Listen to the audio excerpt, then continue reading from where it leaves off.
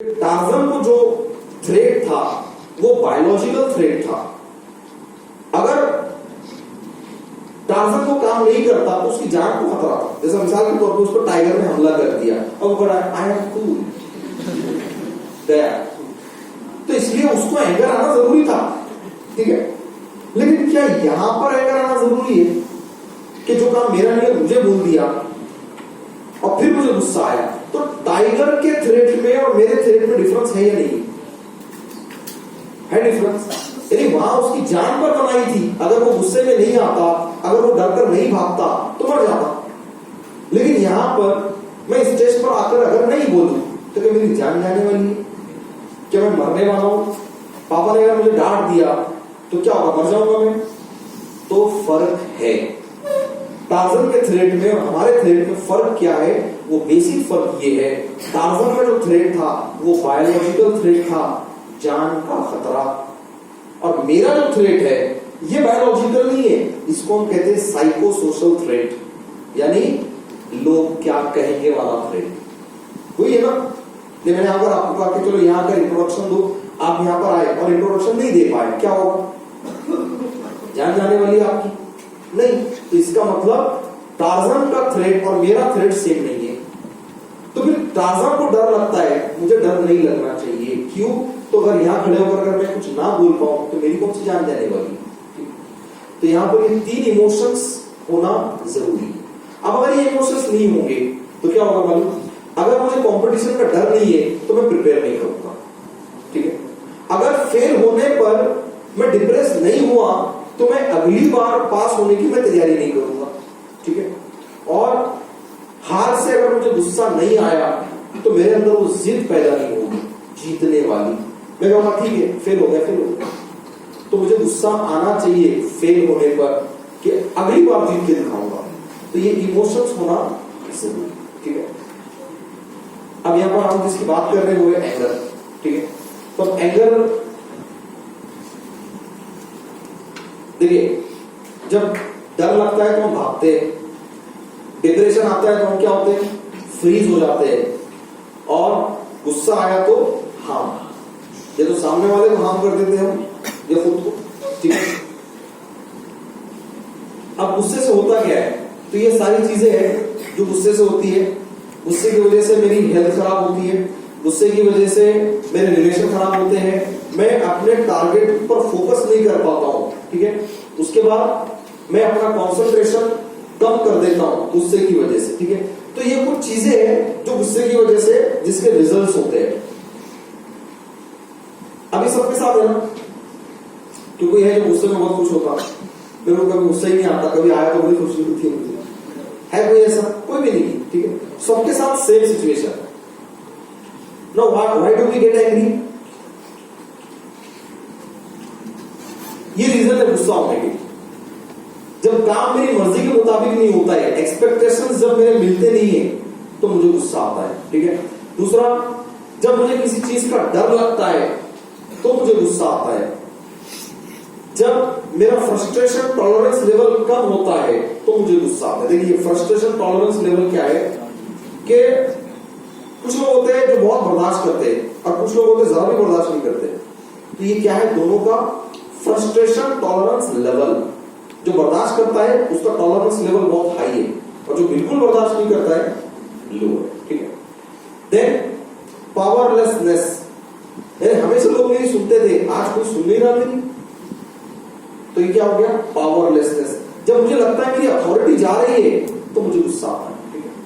और कोई सदमा पहुंचा आपको अचानक, है ना, तो उसमें भी गुस्सा आता है, ठीक है।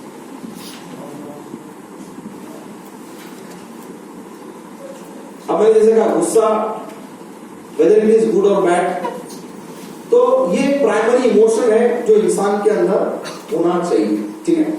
लेकिन अब कितना होना चाहिए? तो लिमिट में होना चाहिए, ठीक है। अगर वो लिमिट के बाहर गया तो डिस्ट्रॉय। जैसे मिसाल के तौर पे आग होती है, आग, fire, whether it is good और बैड, फायर इज गुड और बैड? गुड है या बैड है? जैसे मिसाल के तौर पर यहां लाइट चली गई, तो हमको आग तो जलानी पड़ेगी, आग जलानी पड़ेगी। कितनी जलानी पड़ेगी? इतनी सी। एक कैंडल के ऊपर इतनी सी आग की लौ काफी है ब्राइटनेस की, ठीक है। अब मेरे को चलो ये पूरा टेबल जला लो, ये पोडियम भी जला लो, क्योंकि हमको तो रोशनी चाहिए ना। तो फिर क्या होगा? लिमिट के बाहर गई तो क्या किया? Destroy. So anger is also same. If it is in limit it is good, but if it goes beyond the limit it is very dangerous, ठीक है। तो एंगर को आप वन वर्ड में डिस्क्राइब नहीं कर सकते कि हाँ अच्छा है या बुरा है। तो एक सिंपल, अगर लिमिट में है तो good, if you go beyond the limit it is bad. अब चेंज करना है तो किसको चेंज करेंगे? मी, ठीक है। देखिए अक्सर मैं जब ये प्रोग्राम लेता हूं तो बच्चे कहते हैं सर सब ठीक है लेकिन आप नहीं जानते हमारे पापा को। तो मैंने कहा कोर्स किसने किया? अगर आपको पापा को समझाना है तो फिर पापा को भेजो, आप जाओ घर पे। तो यहां पर जब चेंज मेरे अंदर आएगा तो मैं पूरी फैमिली में चेंज ला सकता हूं।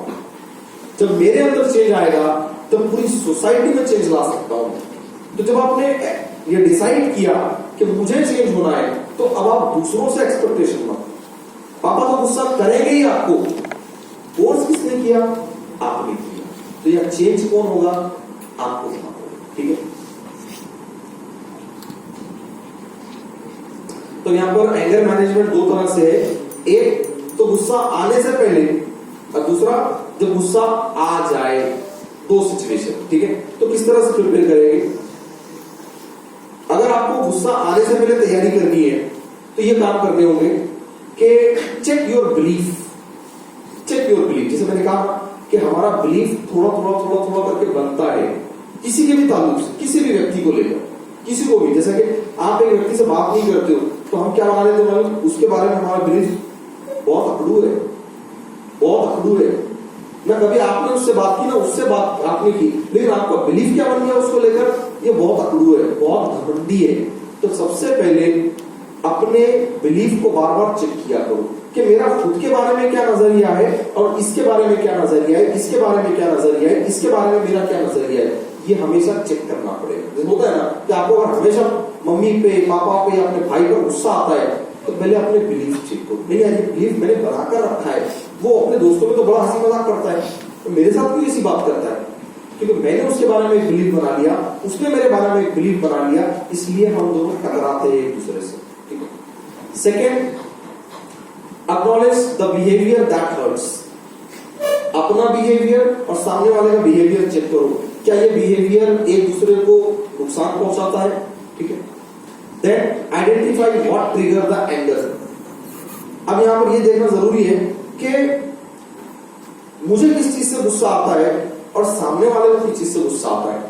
अगर उसको इस काम से गुस्सा आता है तो मुझे उसके सामने ये नहीं करना चाहिए। हम क्या करते हैं, सामने वाले को जो चीज पसंद नहीं हम वही करते हैं, क्योंकि तुझे गुस्सा क्यों आ रहा है।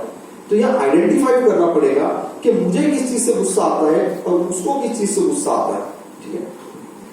Then recognise the warning sign, वही है, ठीक है।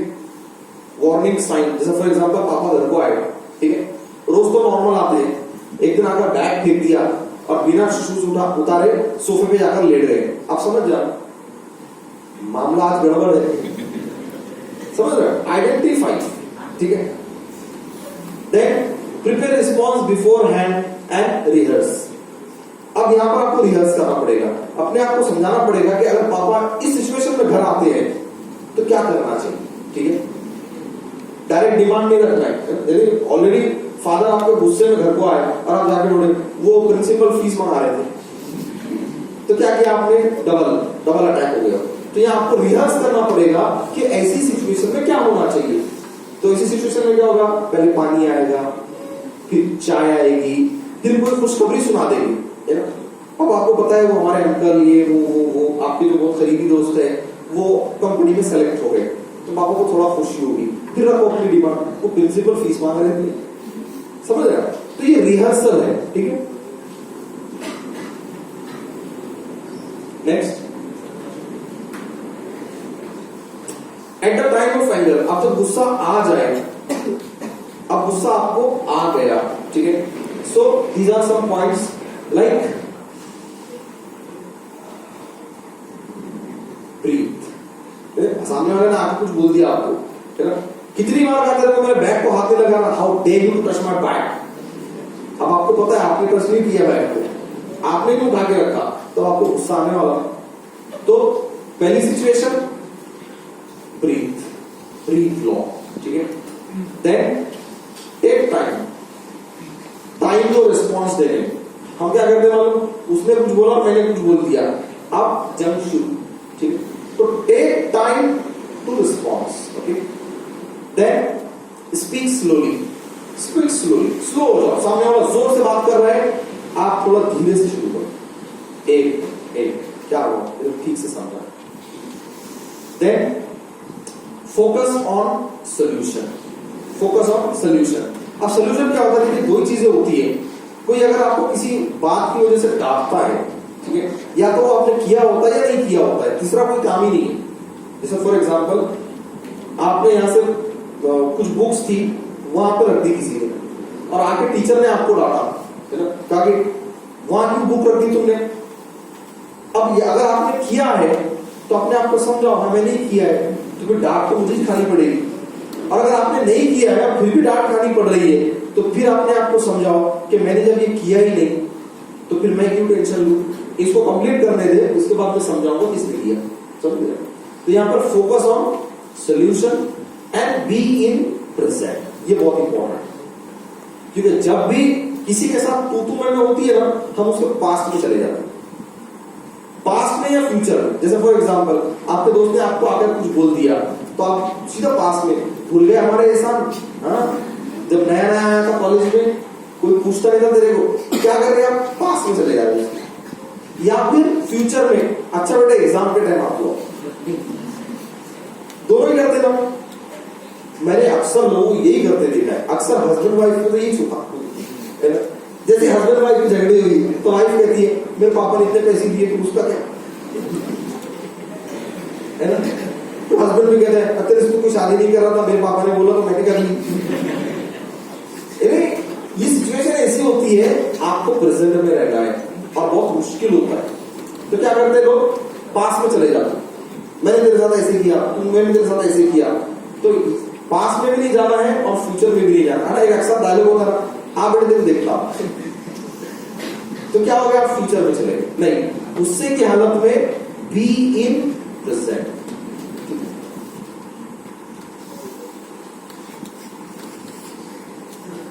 अब यहाँ पे कुछ एक्सरसाइजेस है जो आपके एंगर को कंट्रोल करने में हेल्प करती है। उसमें है फिजिकल एक्सरसाइज। जो लोग फिजिकल एक्सरसाइज करते हैं, जो लोग स्पोर्ट्स खेलते हैं स्पेशली, देखिए स्पोर्ट्स पर्सन को गुस्सा कम आता है, स्पोर्ट्स पर्सन को गुस्सा कम आता है। जो दिन रात एक जगह बैठा है, जिसकी फिजिकल एक्सरसाइज ही नहीं है, ऐसे व्यक्ति को गुस्सा ज्यादा आता है, ठीक है। Then eat healthy, because healthy body, healthy mind, healthy emotions, ये सीधा सीधा रिलेशन है। Healthy body, healthy mind, healthy emotions. तो अगर आप अच्छा खाओगे जो आपकी बॉडी को कंट्रोल में रखता है, तो आपको गुस्सा नहीं आएगा, ठीक है। फिर होता है ना एसिडिटी से परेशान है तो गुस्सा करने वाला, ठीक है। स्लीप वेल, अगर नींद नहीं हुई तो भी गुस्सा आता है, होता है ना। किसी दिन अगर आपको नींद नहीं हुई, रात के 3 बजे तक आप व्हाट्सएप पे थे और सुबह 7 बजे कॉलेज को आ गए, अब हर छोटी मोटी चीज आपको गुस्सा दिलाती है। सो स्लीप वेल, ठीक है।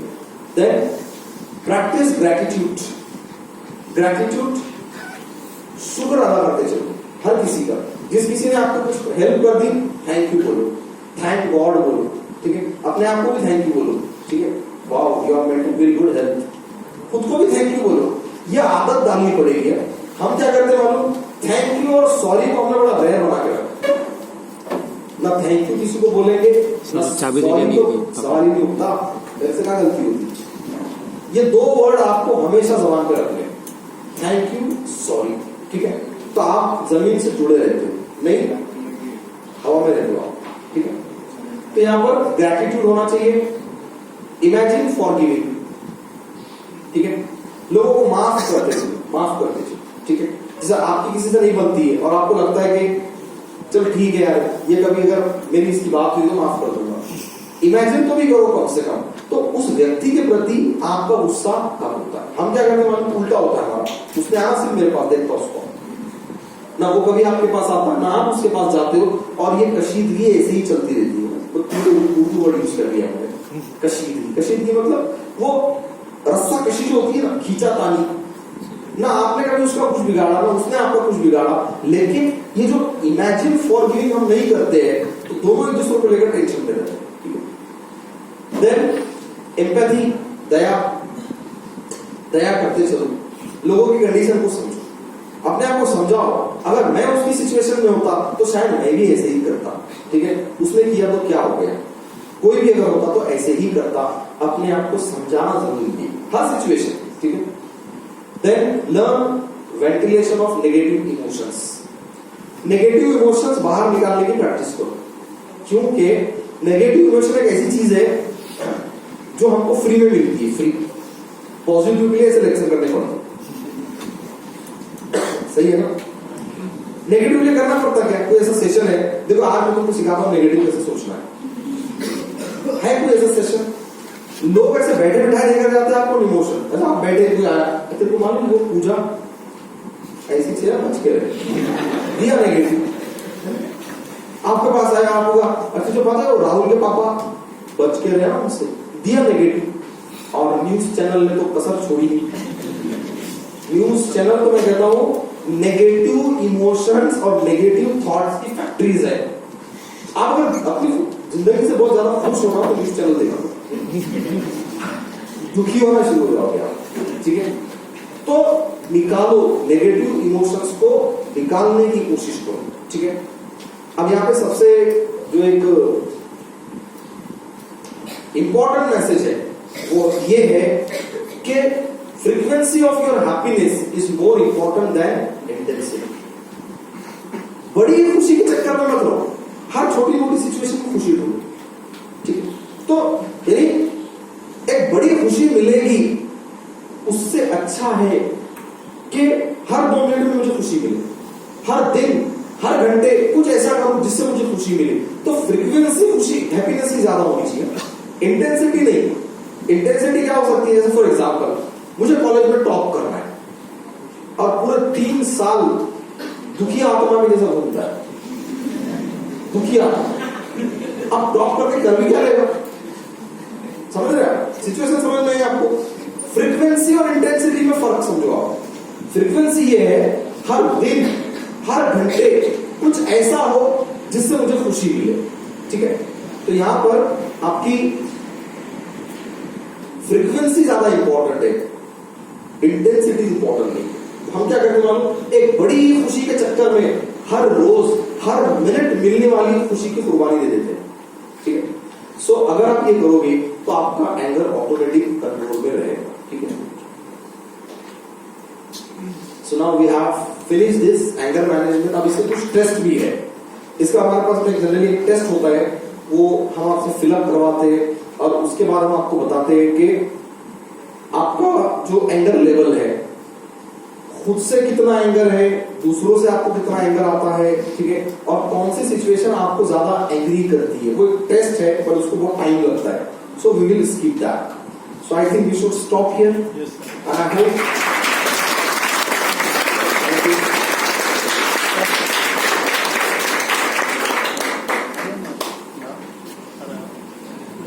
so this is the name of our institute. You can visit the website, you can come to our classes, you can meet us, and we have some other courses also. उसके बारे में आप लोग और जानकारी ले सकते हो। और जैसे कि इसमें का emotional intelligence, personal coaching, soft skill development, communication, interview preparation, ऐसे कुछ शॉर्ट टर्म कोर्सेज है जो 8-8 दिन के होते हैं, 8 दिन 10 दिन 8 दिन 10 दिन के हमारे कोर्सेज होते हैं। आप लोग इसमें भी इनरोल कर सकते हो और आप हमारी क्लासेस में आकर क्लासेस अटेंड कर सकते हो। And last request for you that after finishing this program, I want you people to give the feedback about this seminar. Okay?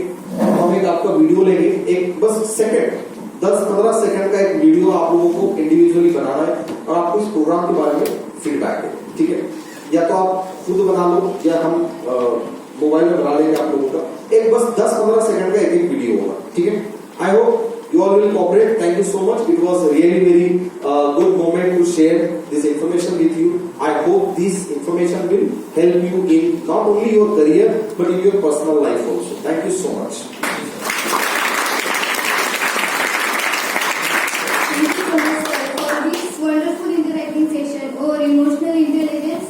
Now I, Darshana Chauhan, would like to take this opportunity to pay the formal vote of thanks. This enthusiastic session for of all, I pay my hearty thanks of your today's speaker and motivational trainers, Mr. Parvez Khan sir, to take claims to emotional intelligence and its importance to our day-to-day lives of career as well as day.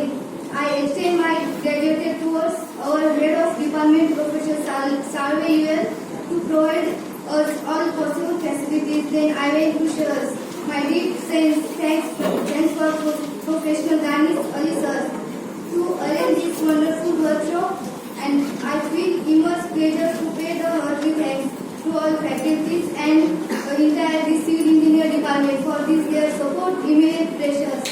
To lastly, to behalf of all civil engineer department,